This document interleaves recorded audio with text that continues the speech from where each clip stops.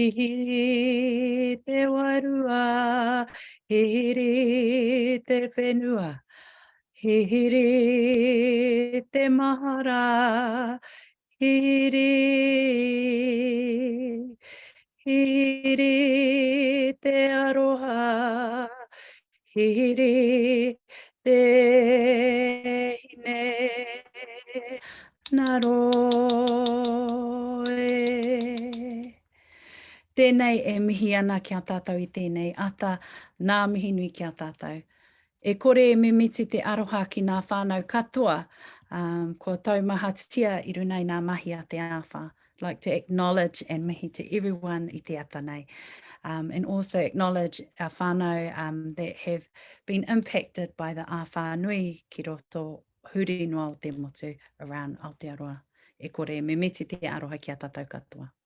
Mōrena tātou katoa, nau mai ki tēnei wāhana hau o Tākai Kōrero, nau mai, and welcome to our first Tākai Kōrero for 2023. Ko maraia te paahau. Thank you for taking your time out to spend your day or this time with us on our webinar.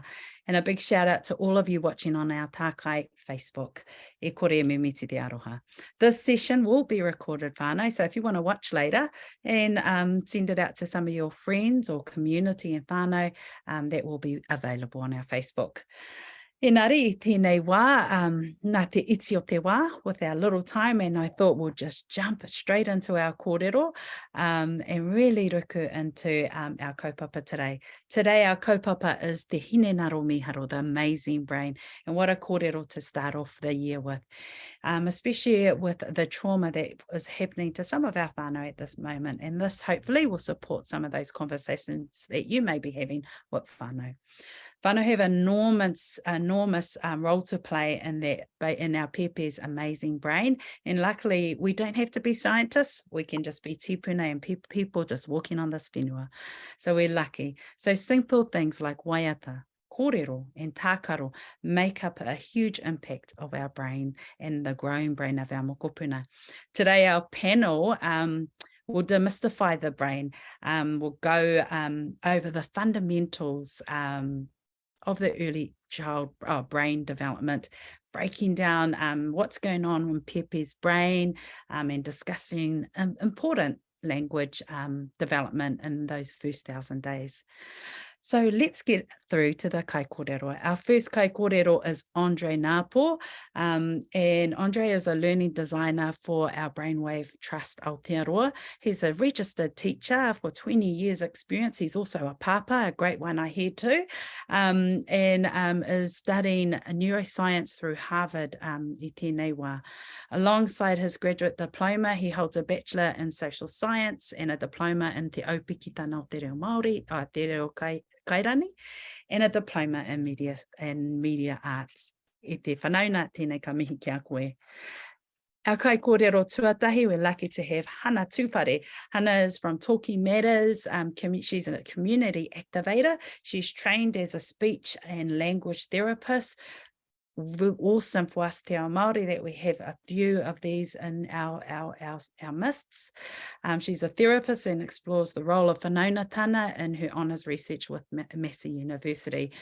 She's passionate about combining her skills and supporting the revitalisation of te reo Māori, and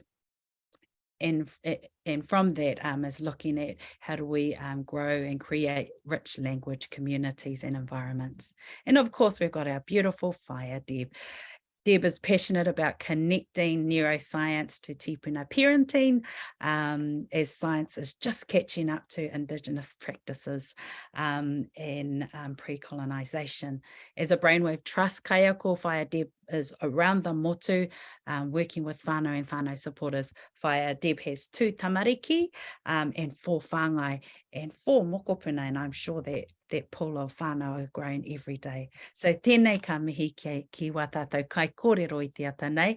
Engari e kore miti te aroha, as you may have known, Crystal Pekepō and Hirani were also going to be part of our journey today. Engari nā te taumahatana, but because of commitments, whānau commitments, were unable to come. And they're in the Heretona area. So tēnei ka mihi kia rāua tahi, ka re tai a tinana, e nare kei konei a wairua. We're going to get straight into the kōrero because that's what we're here today to do. To start our kōrero today, I think we should go to Whaia Debs, and maybe Whaia Debs, hei huaki tēnei wāhana, you could just talk about what's happening in the brain for Pepe when during haputana. Kia ora, maraea, tēnei te mihi kia koutou katoa. So what's actually happening in the, shortly after conception, the neural plate is formed and then the neural fold. And part of this process is the neurons start gathering and then multiplying. So there's this explosion of multiplication of these neurons, which are the building blocks of the brain, because the brain comes off everything like, we talk about what we think, what we feel. But more importantly, I think the in utero development, like our tupuna looked at it in a way that to be haputanga was to be in a state of sacredness, was to, they knew that whole connection to whenua ki te whenua, when we put the placenta back into the whenua, to papa, to anuku, the pito, every single thing that happened to us within that birthing process was begun in utero. And we call it te ahuru mōwai, the sacred waters of the womb, and how that actually evolved and developed us into a human being. And so the protection of te whare tangata was key and most important. So anything that the mother ingested, the environment around her had to be at a level of tau, but whatever she desired was actually brought to her. So back in the day, if she desired kereru or any of those other specialties that we gave to them, and I always remember my grandmother-in-law, she'd always say to me, "What do you feel like?" And I'd say to her, "I don't know." And she said, "You just tell me what you feel like and I'll go and get it. Or I'll make the boys go and get it." And so for me, that whole process was one of protection, but also one of ensuring that our baby's brain and the fetus was growing in an environment that actually nurtured and grew it. Because anything that the mother ingests crosses the placenta line, that developing fetus has no way of excreting anything. And so it was key and important for our tupuna to have that understanding. In a modern day context, what does that mean? I remember a young tāne who said to me, "Oh, kia ora whaia. So does that mean," he said, "I need to go home and make sure my hoa rangatira is feeling calm and from me, that I can, get her what she needs and what she wants." And he said, and just because that's actually helping to encourage our baby to grow in a warm environment. And I said, "Ai, ka pai." And he said, "Can I sing to the baby? Can I play with the baby in utero?" And I said, "Of course," because ori ori was sung into our babies at a really, at that developmental stage. And so we know that as a culture that had language rich was that the kōrero was always happening around us. There were ori ori sung, there were pūrākau shared, the whakapapa was shared. I know from some of the kaumātua up here in the north, they just said that the whakapapa was sung into the babies, so that in utero, so that they understood where they belonged, from whose waters do you flow. And so all that capacity of the ahuru mōwai, the sacredness of the womb, was really, really key and important. And I see it as so much more important now, and how whānau can actually help to encourage and develop that whole concept of te ahuru mōwai. Kia ora. Kia ora whae, Deb. And I think that's the most important thing that you talked about is that ahuru mōwai space of protection, and thinking about the ahuru mōwai, te kunena tāna from conception right to, you know, being in utero with te pepe. And then we come to te ao marama, where our pepe is born into this world. And thinking about being born into the world, and we're walking into a new space and thinking about, okay, what's happening in the brain after birth? You know, you can walk us, maybe someone, Andre, you could walk us through what happens after birth. We've gone from te ahuru mōwai and kua whānau tātou, we've been born into this new world and we're experiencing new things. What is happening for our pepe when they're born, Andre? Tuatahi, tēnā koe e te kai whakahaere, e te kai karakia ko maraia, tēnā koe, tēnā koutou, tēnā kōrua ngā mārei kura, whae Deb, whae Hana, and tēnā koutou katoa. So as far as Deb said, maraia, our pepe are developing those neurons, those cells, right from in utero, from the earliest times, and those cells which are storing and carrying messages through the brain and around the body, 86 billion of those, roughly, by the time a pepe is born, are formed in their brain.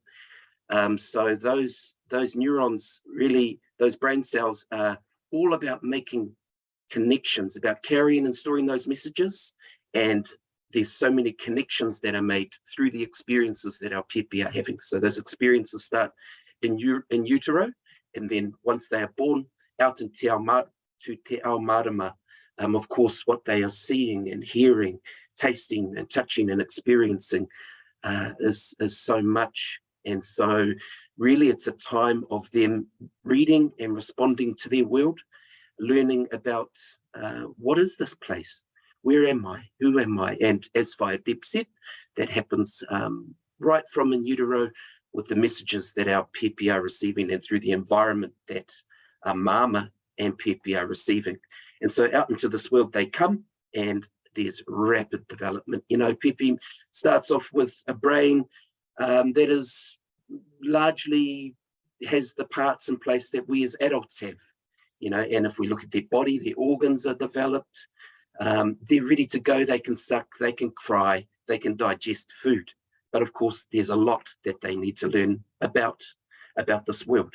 So therefore, they need adults who can guide them and kind of lead the way and help them to experience, you know, or shape those experiences, the quality of those experiences, and guide and nurture them.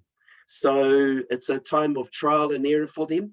You know, if we take, say, a whānau might have a pōti, a cat, and enough times mama or papa whānau says the word cat, pōti, ngeru, the child starts to associate that pōti with the cat, and then over time, of course, tamariki, being naturally curious and exploring, they learn soon what a cat feels like, you know, what fur is, what hair is, and they learn what a cat smells like and what a cat feels like when its claws dig in, and maybe even, because they're so naturally curious, our tamariki, maybe even what a cat tastes like. And so from that experience they learn. So I think one of the things that I like to say, Maraia, when I'm talking about experiences for our tamariki, is that the earlier the better. The earlier we provide experiences that are nurturing and loving, filled with ngākau aroha, the better for our tamariki. And later on we'll talk about better late than never also iho. So hopefully answered your question there. Kia ora. Ka pai. Oh, he nui ngā kōrero. There's so many things that we could pick up from there, and especially from both of you and Whae Deb, and you talked about the kupu and pōti and ngeru, and Whae Deb talked about oriori, thinking about why the first 1,000 days. Some people are actually saying the first 2,000 days from a te ao Māori space, and Whaia Debs has answered that, is that we're from te kunenatana, from conception. That's when we start our 2,000 days conversation, and how important brain development is in that. So thinking about that, Hana, why is the first 1,000 or 2,000 days so important for brain development? E hoa. Morena koutou, e mihi kauna ki a koe maraea, nei te mihi ki a kōrua hoki, ko ngā kai kōrero o te ata nei. O te rā, e mihi ana ki a koutou katoa. So in the first 1,000 days, just tautoko what's been said earlier as well. So our baby's brains double in size in the first year. So doubling in size is quite big for a brain. 80% of our neural connections are made in the first 3 years of life. So we're laying down the foundations for the way that our brain is, or the architecture of our brain are being laid down in those first 3 years of life. And we have 1 million neural connections being made every second. So our baby's brains in those first 3 years, the first 1,000 days, learning a lot, growing a lot. And when we're thinking about 80% of our neural connections being made in the first 3 years, we can see how much of that is happening so early on, and that has impacts for the rest of our lives going into adulthood. And the neuroscience coming out of Harvard affirms what our tupuna have always known and practiced. So tautoko what you say, Whaia Debs, around nurturing and caring approaches best support our brain development.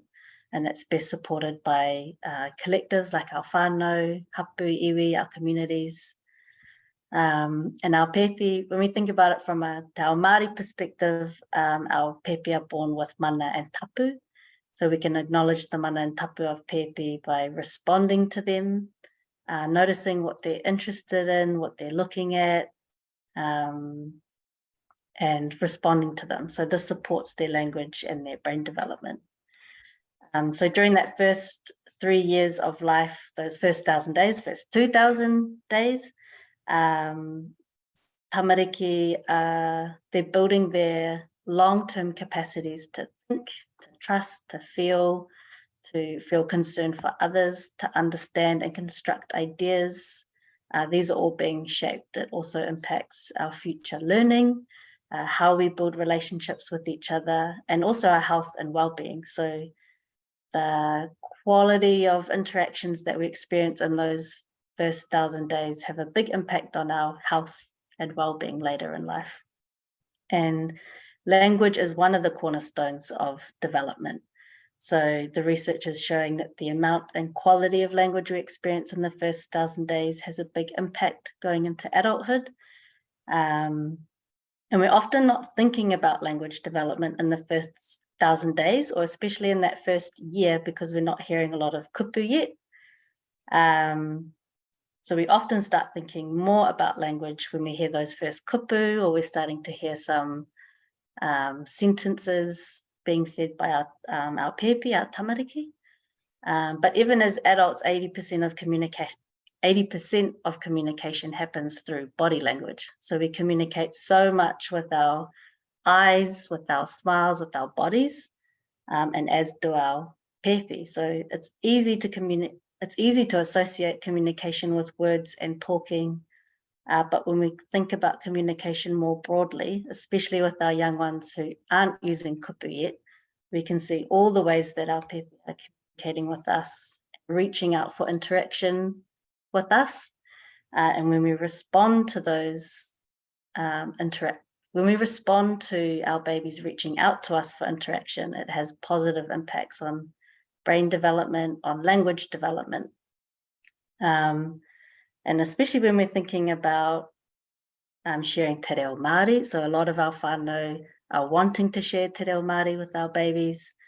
That also creates it's a protective factor. So connecting to our culture, our language, our identity as protective factors. And we have a lot of language practices within Te Ao Māori and in Te Reo Māori that help us reduce stress. So for a lot of our whānau who are experiencing a lot of stress at the moment, our practices like waiata and karakia all help with brain development, with reducing stress, with bringing us back into a relaxed state of mind where we can learn language. And the awesome thing about waiata and karakia is that you don't have to be fluent. There's something that you can learn, and once you've got them, you can share them all the time. So I really just encourage whānau to use what you know, recognize what you know in te reo and use that. Kia ora. Kia ora te hoa.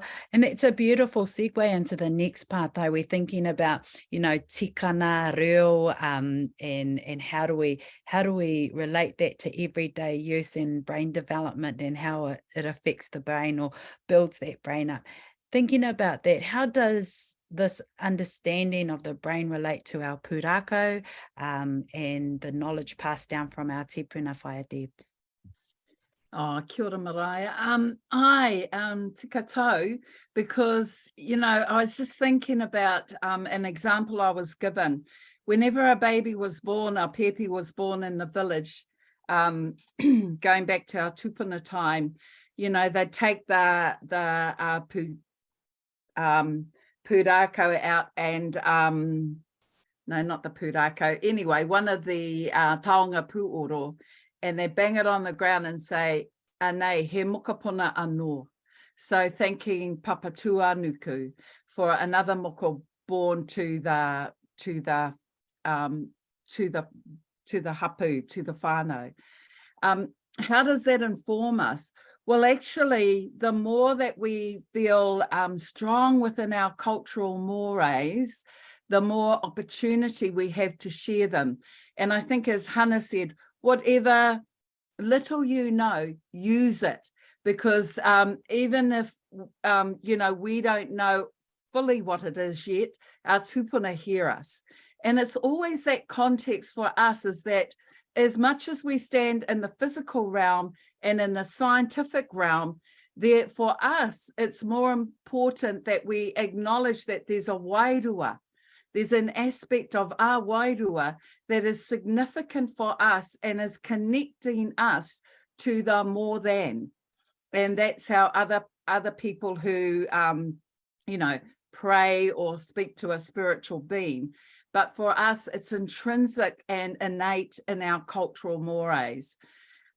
We talk about love and warmth, and, you know, children who grow with warm, trusting, responsive, and reciprocal relationships. And this comes from the 6 principles that we have. And part of that process is knowing that this is why our tupuna never harmed our babies. When I take this kōrero around the motu, people just say, oh, okay, it makes sense. Because keeping whakapapa in, you know, keeping whakapapa intently at the forefront, it's like, would we do anything to damage whakapapa? And the correct answer is no. Why would we do that? And so in that is where protection is built. So that process of loving, warm relationships where we're guiding. And I just want to say, in terms of the science, we know that the coherence of the brain is determined by the coherence of the heart. So the brain and the heart talk to each other, you know, and we have so many whakatauki i te reo Māori that say that actually one doesn't operate without the other. So growing these emotional beings, because if we, you know, if I segue into the capacity of children to play, and play is about a human coming into being, to being really special. Yes, they're learning how to become confident and learning competence through what they do, you know, through playing in water. How do we know? Like, you know, the young scientist experimenting with those aspects of play. What they're doing is actually creating a practical perception of being through that process of play. And so all this understanding of how we can simplify it in a way where whānau, actually what we're doing is creating an understanding with them so they have the building blocks, because they are the experts, not us. You know, we may have some information around why it's important to build those foundations, but actually, unless we build a relationship with whānau, then we're not building anything. So to build that first, we need to actually understand where they're coming from. And I know Mason Jury often talks about building capacity through a growth mindset, which our tupuna had, and looking at the strengths of the whānau rather than looking at the deficits.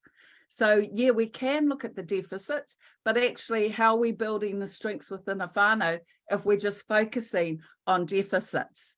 And so for me, working in a te ao Māori process with the science is actually embracing all that we know, but also simplifying the language.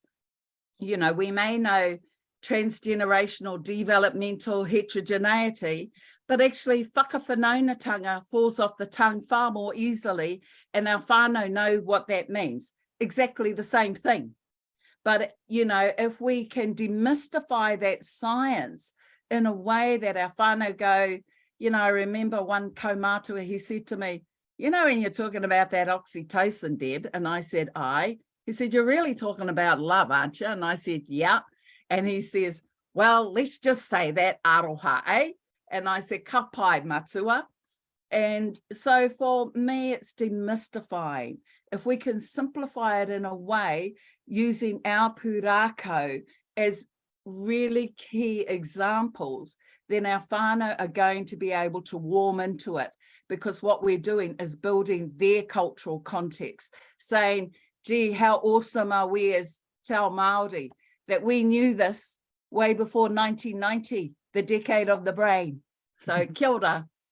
I think there's some really good comments in there via Deb, just around the importance of play. And actually, we come from tipuna that played all the time. We had Maui, who was always playful and wanted to discover new things, you know, and his brain must have been huge because he was just so mischievous and playful. And I think that's one of those things around the reo and play, because play can be so many things. And I think it's about how do we support our whānau and influence them that playing is brain development for their tamariki. And I'm going to throw that to you, Andre. You know, what are some simple ways for whānau to support them to play with their mokopuna and to acknowledge that this has grown my mokopuna or my child's brain?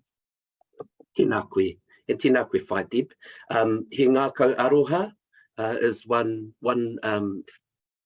whakatauki that we can take forward into all we do with tamariki. That's a heart of love, a heart of aroha, a heart of compassion and generosity and kindness. And I think sometimes it gets a little bit high stakes for some parents, and it's all about learning, and it's all about, you know, how as our tamariki get a bit older, are we getting them ready for school, and have they got the skills and the competencies, the word that Whaia Deb said. And tautoko, play in the first instance is a child's world. Those everyday experiences that they have, actually building and developing that brain architecture that Hana talked about. As I mentioned, you know, there are parts of their brain that come online and wired up, and then there are others that they need to make connections through experiences to get those parts of the brain connected and wired for taking forward out into the world. So what do I mean by that? Well, I'll just grab out my model brain. So one thing that we know from the science, there are some things that we can glean from the science which kind of help us to understand. So we've got our brain stem, which is responsible and monitors things like breathing and circulation and heart rate and those kinds of things. And if I open up this brain here, he taonga tēnei, we've got our brain stem at the bottom. I'll use this half at the bottom here, and then we're going up into what we call our limbic system, which is a part of the brain responsible largely for emotions and memories. So the kinds of memories that our tamariki have will potentially last and stay with them for life. So play, positive, fun memories can really help to shape their brain. It's also known that when we have strong emotions, that can create strong networks or connections within the brain. So what are the kinds of memories that our tamariki are having is something that we can ask. In terms of other parts of the brain, we've got the cerebellum there, responsible for movement and coordination associated with that. So as our children are playing, they're actually wiring up the different parts of the brain. They are wiring up that cerebellum in terms of movement and coordination. They are wiring up that limbic system with memories, and the quality of the memories can affect, as Hana said, their well-being into the future. The brain stem, like I said, largely that comes online, but the relationships that tamariki have with the adults around them also affect how that brain stem communicates or works with the brain and the body. So everything has to go through that brainstem. All of the messages that we receive come up through that brainstem. Everything that we touch, the exception being what we see, because and hear. But all of the things to do with our body are coming up through that brainstem. So keeping it simple for whānau, those everyday experiences are actually shaping and wiring a tamaiti's brain for the future. So I'll leave it there because I'm sure Hana's got some great things to add as well. Kia ora koutou. And I think that's the most important thing, keeping it simple, like as via Deb, as Hana and yourself has mentioned, that it's these simple things that you don't have to go way over. It might be saying that, playing a twist on kupu, like taumata whakatani hana ko wauaua tamatea pōkai whenua ti tana tau. I haven't done the whole thing, but that, you know, it's a game, it's play, it's learning whakapapa, it's learning kupu and stuff like that. And thinking about that, and going to Hana, and these are the playfulness of you know, using your culture to grow that tamaiti brain, is what is the research telling us about bilingual, when you raise a pepe that's bilingual, and what's happening in the brain, Hana?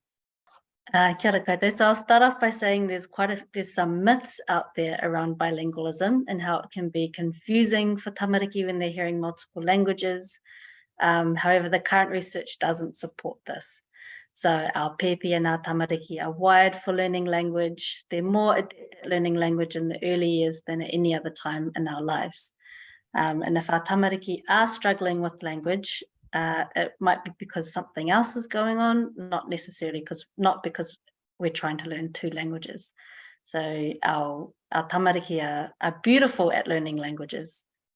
And the research is telling us that newborns have a preference for the languages they heard in utero and haputanga, so they can tell the difference between languages even before birth. So they're picking up on the different languages, they're tuning into different languages. By the age of 2, they can match the language to the one used by the person they're talking to. So they're adaptive and they respond to whatever language is being spoken to them. They can, if they know those languages, they'll respond and adapt. So when we're thinking about when to start teaching te reo Māori or sharing our home languages or our Indigenous languages with our babies, we can do this from utero, from conception even. At around 5 to 7 months or earlier, pepes started to gain control of their head and their neck and their tongue muscles. So at this age, maybe a bit earlier, maybe a bit later, they're able to start mimicking the sounds that they hear most often. So if they're regularly hearing te reo Māori, they're going to start playing with those sounds, mimicking the sounds. Often some of those sounds that are difficult for us as adults, if we haven't learned te reo when we were younger, those nga sounds or the rolled R sounds. So babies are playing with all of those sounds, getting used to them. And at 6 months, they're starting to understand everyday words that we're using. So even before we've heard 6 months before we've even started hearing their first kupu or their first words. There's so much language learning and development happening in there. And some of the benefits of bilingualism, or being able to speak 2 languages. So when you're bilingual, you switch between 2 different language systems. So brains are very active, they're very flexible. If you're bilingual, you have an easier time understanding math concepts, solving word problems, using logic, focusing, remembering, making decisions, critical thinking skills, and learning other languages. And being bilingual also supports maintaining strong relationships with your whānau, with your culture, with your identity. And those relationships are a protective factor against stress. So being confident in your culture, your language identity is a protective factor, not only in terms of maintaining strong relationships, but also in being confident in yourself. And I'm not sure if this is in the research or not, but I definitely see it in our kura kaupapa kids who are strong and confident, and you see how that is protective for them. But I also see a lot of whānau who want to speak te reo Māori with their tamariki, they're new speakers of te reo, so they're moving towards fluency themselves. So as I said earlier, it's important to recognize what you know and share that, but also having conversations within your whānau around your aspirations. So not always focusing on what we don't have or the mamai or the whakamā, but thinking about having a kōrero within your whānau. So what are our language aspirations? What would we be proud of? Who can support us in doing that? And how can we share what we know? So having those kōrero within your whānau goes a long way. Ka pai. Kia ora. And I think that's a real good, tikana that we can start with our whānau. It's really important around acknowledging our own whānau tikana, around reo, around play, around how we want to whakatipu this kākano, how we want to grow our pepe and grow with them as a whānau. And thinking about that, via Deb, also is to really think about how do we make these places and spaces available for whānau. One more pātai, and this is going out to you all, via Deb, how do we make all of this real for whānau to participate or be part of this? How do we make this a whānau tikana? I think one of the first things that's really important is, premise of whakawhanaungatanga, we have to build relationship. There's no sense in going with our lens of everything that we understand unless we have a preparedness to build relationship wherever the whānau are at. And in that process, what we're doing is actually building a trusting, warm, responsive, reciprocal relationship with them. So what we're doing is modeling that. Then we simplify the language in a way that they can take it and make it more meaningful for them, rather than thinking like, I'm the teacher, I'm the expert, I'm going to tell you how to get it right. And in that context, what we're doing is we're differentiating the knowledge and saying we have more knowledge than you. How we want to do it is build up their capacity to be able to engage, because one of the key things that I'm noticing in this day and age, like te kai a rangatira, our whānau used to always sit in kōrero, and our babies, our pepe, our tamariki were involved in that kōrero. That's something that's gone with some whānau by the wayside, but some of the whānau I work with, they still do it, te kai a rangatira. And the rangatira is everybody within that whānau and their ability and opportunity to speak. And so I think that's an important aspect first and foremost. I'll reiterate it again. We have to simplify the process.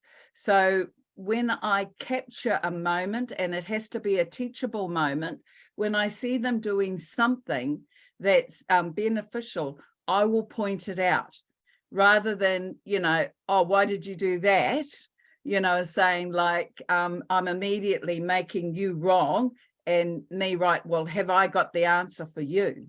And so for me, simplifying the language, also finding teachable moments where we can pick up on what the whānau and observe how they are, rather than saying, well, if you were more like this, you know, observe how they currently are and actually uplifting them, hapai hoki them from that perspective. And so I think, you know, this stuff is really about modeling what we do and what we know as educators in a way where they can take it and make it more meaningful for them. I mean, I was talking to a group just recently, a Samoan whānau, Samoan husband, Māori mother, and I want to pick up on what Hana said. And I said to the father, do you kōrero Samoan to your, you know, your mokopuna? And he said, yeah, I do, but I thought it was, you know, wrong. And I said, no, carry it on. Because, you know, these pathways, these babies are building in their brain, and we know there's specific pathways, and when they close off, that's why it's harder for us as adult learners to learn language, you know, different languages. So yeah, and play and have fun. You know, childhood is an environment where we are building the foundation and we're scaffolding off it. And so, you know, for the higher learning process that we want our babies to have, because they talk about, I said they can't learn anything new off a device, that they can't learn from you. And they look at me and I say, you know, these babysitting tools we use, like the PlayStation and all of that, and they look at me and they laugh. And I said, it might be helpful for a moment in time, but actually, what is it you're saying to them emotionally when you're not connecting with them? So I always talk about time in emotionally with your tamariki rather than time out and give them a device. And so, you know, those whānau that know me, they know, like when I walk in the whare and I don't growl them or anything, they just go, I know, Deb, I know, you know, we shouldn't be on these devices, but I just need 10 minutes. And I go, kapai, you know, it's your whare, not mine. I've given you the information. You make the decision from there. Kia ora. Kia ora, o kia ora tātou katoa. And we've gone into our Q&A session i nei whānau, so if you have pātai, we'll try and answer them all. We've got a few pātai here, and I'll go to Te Aroha Devon, and she says, tēnā koutou mō nā kōrero. Does anyone have any kōrero on learning a musical instrument and reading music as a form of expression in relation to brain development? I'll let you figure out. Kia ora te aroha. So there is a lot of research out there about how learning instruments can shape the tamariki's brain in positive ways. And you're welcome to get in touch through our website. We can kōrero more about that. One thing I can say about reading and learning in general is that any learning does actually physically shape the brain and has an effect on the tamariki, and what can happen is a skill that they learn in one area can be transferred over into another. So we know that there's a lot of connections between mathematics and music, for instance, that we know that there's connections between reading and other skills. So you know, I guess the simple answer is there's research out there.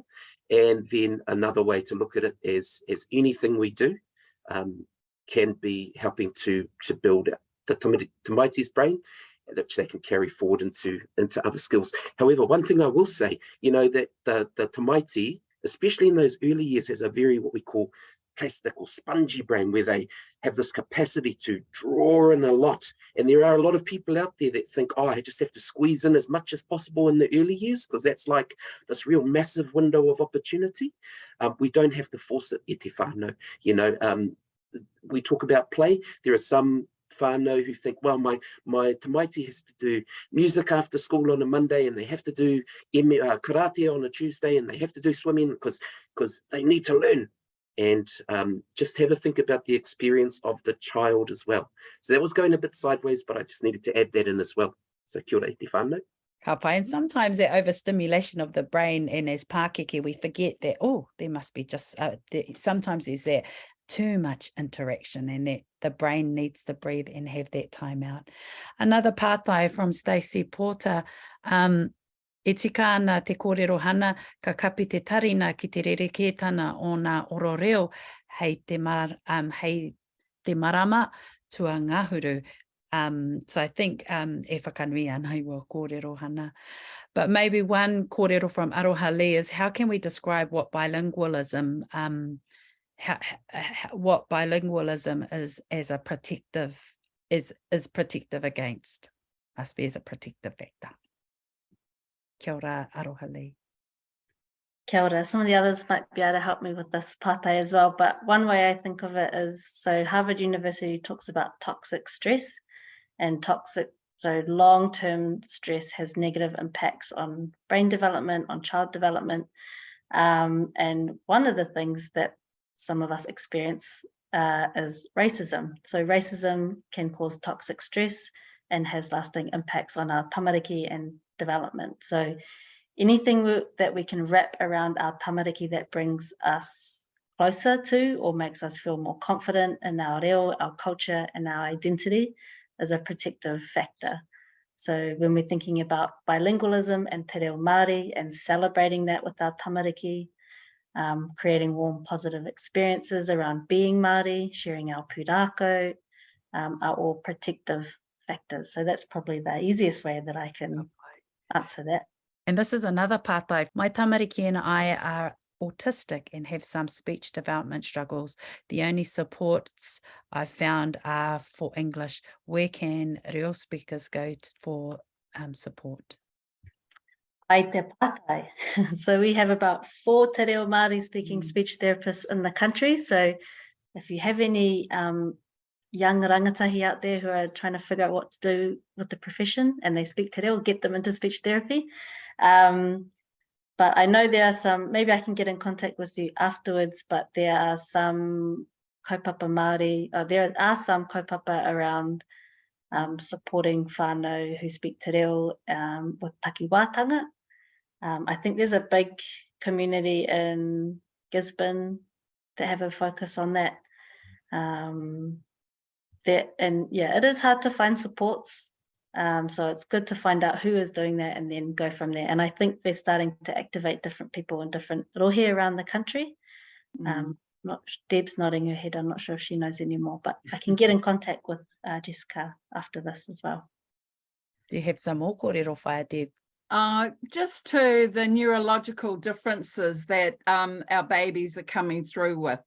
And remember, our tupuna never looked at that as a deficit. They looked at that as something awesome. And, you know, the explanation is that somebody perceives the world differently from the rest of us is one of the explanations that I've heard. But generally now what we have are great support systems in place because it's become a burgeoning challenge for a lot of whānau and how to work with that in a way that is not only builds capacity for that individual child, but actually how can the kura, how can the kohanga reo, how can they wrap around this tamaiti in a way that they feel supported and part of the whānau system, but supported in that rather than sitting out on a limb on their own. So I just think, yeah, everything that Hana said, I want to tautoko, but yeah, look for your own local resources because they're there in the community. Kia ora. Tēnā koe. We've got a few more pātai. We may get to all of them.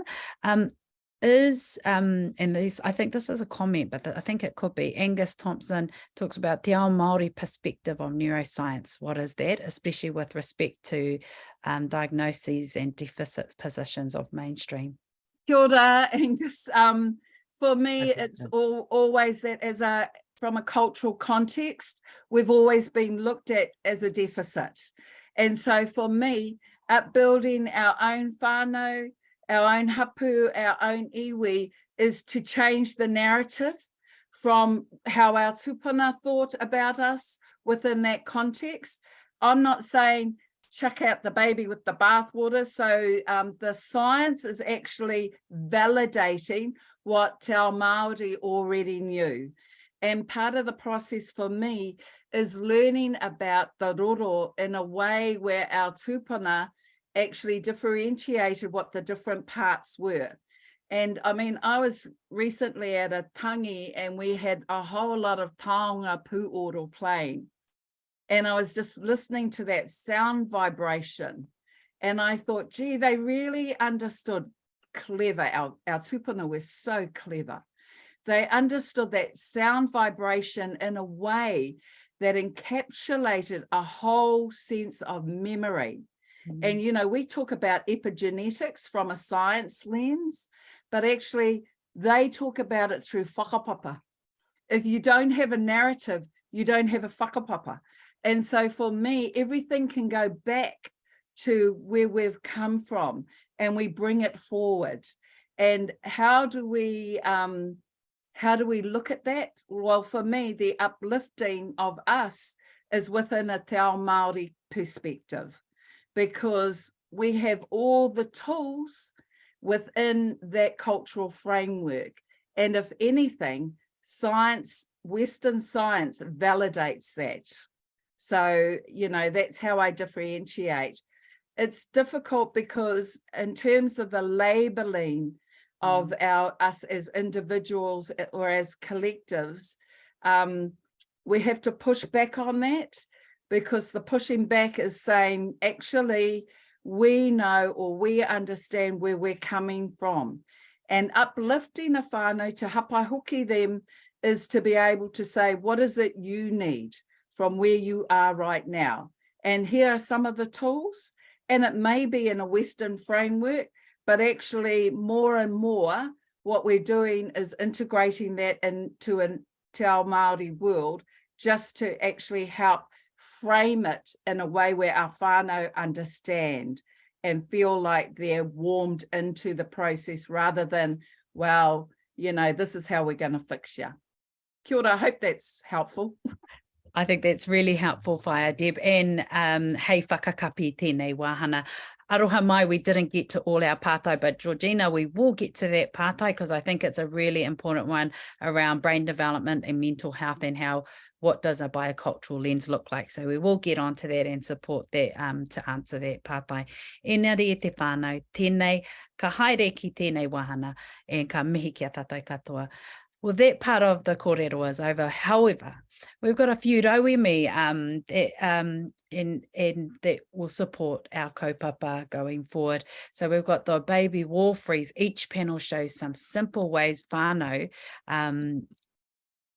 can look at this and show different little pictures. Ali Teo was our artist who developed these, but this is all brain development. I love to learn.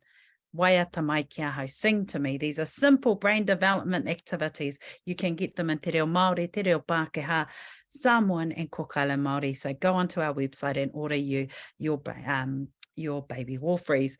Well, here are some of our websites, our other rauemi, our baby wall freeze, and also our Brainwave Trust Aotearoa website, which is brainwave.org.nz, and Talking Matters, where they've got some beautiful kōrero and research from Moana Research and the Centre of Developing Child at Harvard University, alongside with some real rich kōrero, which Hana is part of, little videos with our good friend Liz Hart around tipuna parenting.